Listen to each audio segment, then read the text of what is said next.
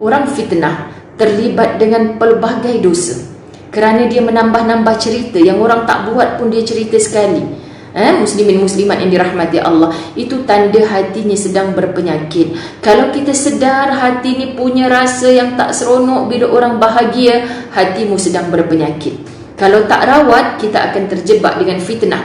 Ada orang datang pula puji, hebatlah, baguslah si Fulan tu. Kita panas telinga pula dengar orang puji. Macam mana nak jadikan supaya orang tak puji tapi orang keji si Fulan ni? Dia create lah satu cerita, sebarkanlah pula, minta kawan-kawan dia share, buka mulut cerita yang dusta tentang orang yang dia fitnahkan supaya menarik perhatian orang lain untuk percaya.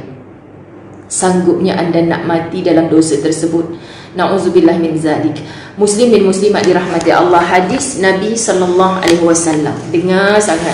Saya bila baca hadis Nabi SAW bermula dengan kalimah la yadkhulul jannah, tak akan masuk syurga, tak akan masuk syurga. La yadkhulul jannah, tak akan masuk syurga. Sedangkan cita-cita kita nak masuk syurga. Allahumma ilman nafi'a, minta hari-hari ni ilmu daripada Allah. Minta ya Allah anugerahkan aku jannah, syurga. Nas'aluka ridhaka wal jannah, minta ya Allah anugerahkan aku ni syurga. Kita minta syurga. Tapi hadis Nabi SAW, hadis riwayat Bukhari Muslim dari Huzaifah, apa katanya? La yadkhulul jannah nammam, la yadkhulul jannah nammamun, tidak akan masuk syurga si pembawa fitnah. Tidak akan masuk syurga si pembawa fitnah. Na'udzubillah min zalik. Sebab itu jangan kita yang menyebar-nyebarkan fitnah itu. Kalau orang hantar cerita kat kita, kita rasa betul ke?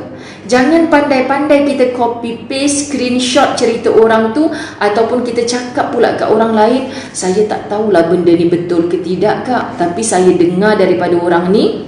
Kita tidak pun mengkaji, kita pun tidak menyelidiki, kita dengar, saya rasa betul kot. Masya Allah, mudahnya kita untuk menyebar-nyebarkan. Jadi kita nak sebutkan kenapa kita kena tabayun, cek sungguh-sungguh. Kerana apa? Tak mungkin orang yang menyampaikan kepada kita itu tak ada niat sesuatu. Sebab cerita itu tentang keburukan seseorang. Jadi orang yang berpenyakit hati sudah pasti mudah untuk terlibat dengan fitnah. Apa kata Nabi? Tidak akan masuk syurga orang yang membawa fitnah. Jangan termasuk di kalangan orang ini, muslimin muslimat dirahmati Allah. Asal nak mendengar perkara yang belum pasti, mungkin dia fitnah. Kau nak tahu sesuatu tak? Tak, aku tak nak tahu. Aku tak nak ambil tahu. Sebab benda ni belum pasti. Kalau benda tu pasti pun, apa kena-mengena dengan kita untuk kita menyebarkan? Daripada orang tak tahu yang dia ni buat kejahatan, maka akhirnya satu pejabat tahu, satu taman tahu. Rupanya perkara itu hanya fitnah. Tak betul. Macam mana kita nak minta maaf? Apatah lagi orang yang kita fitnahkan itu tak sempat kita minta maaf. Mati dia dalam kesucian, tak membalas dengan kejahatan. Masya Allah. Apa yang kita nak harapkan di hadapan Tuhan? Sedangkan kita ni bawa dengan macam-macam amalan, boleh muflis di hadapan Allah, tidak terkira, tidak terhitung itu sebagai amalan. Mati, habis, semuanya rosak bila sampai amalan itu kepada Allah kerana dosa fitnah kita. Na'udzubillah min zalik. Ni kita berhati-hati. Satu lagi hadis Nabi SAW, saya baca maksudnya, seburuk-buruk hamba Allah iaitu orang yang berjalan ke sana ke sini dengan fitnah yang memecah belahkan antara kekasih yang suka mencari kecacatan orang-orang yang baik. Orang dah elok berkasih sayang, orang dah elok bersilaturahim, hubungan seseorang ni dah baik dah dengan kawannya. Kita yang punya iri hati, kita yang punya sakit hati, dendam, tak tahulah hati ni macam-macam penyakit, tak boleh tengok orang tu berbahagia, berkasih sayang, senang, tiba-tiba kita create satu fitnah. Muslimin muslimat, kat mana baiknya kita? Jadi bila Nabi SAW yang beritahu seburuk-buruk hamba Allah iaitu orang Bila Allah sebut seburuk-buruk ni pun kita dah tak sanggup nak dengar. Kita nak minta di sisi Allah biar rupa kita buruk tak lawa atas dunia, tapi nanti bila balik bertemu Allah, wajah yang hodoh, yang buruk atas dunia, yang hitam boleh putih di akhirat, boleh jelita, boleh cantik, boleh handsome di akhirat. Sebab apa? Kerana amalan kita diterima Allah. Tetapi di sisi Allah, seburuk-buruk hamba Allah, orang yang berjalan ke sana kemari.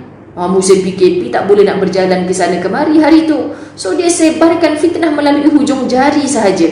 Jangan kata, tak ustazah, saya tak fitnah orang. Tak, saya tak fitnah orang ustazah, tapi jarinya, tu muslimin muslimat. Takutnya kita hidup di tahun 2020 ini, entah berapa tahun lagi kita akan hidup. Kalau hari ni Allah uji kita dengan begini dahsyat, kuman sahaja kita sudah berada dalam ketakutan. Masya Allah.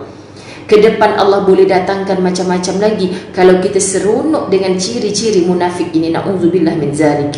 Okey, maka berhati-hati. Ustazah pohon dengan sangat ilmu ringkas tapi pedas, padat yang kita dapat pada petang ini. Tolong hindarkan diri daripada ciri yang duduk dalam kitab ini. Ciri yang ke-15, itulah terlibat dengan fitnah.